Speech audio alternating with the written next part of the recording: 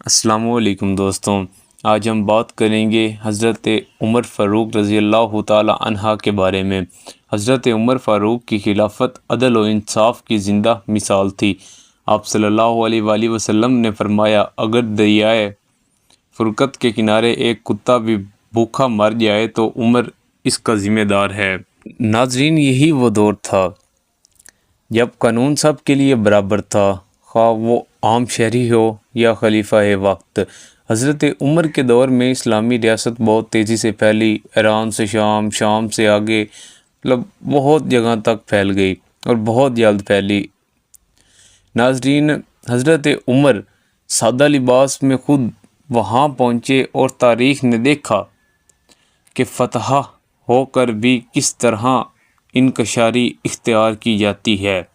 ناظرین، اسی دور میں نظام عدل، بیت المال، عدالتی نظام اور مردم شماری جیسے انقلابی اقدامات کیے گئے جنہوں نے ریاست کو مضبوط بنایا، اور حضرت عمر فاروق رضی اللہ عنہ ہمیں یہ سبق دیتی ہے کہ اصل طاقت تلوار میں نہیں بلکہ عدل، دیانت اور اللہ کے خوف میں ہے۔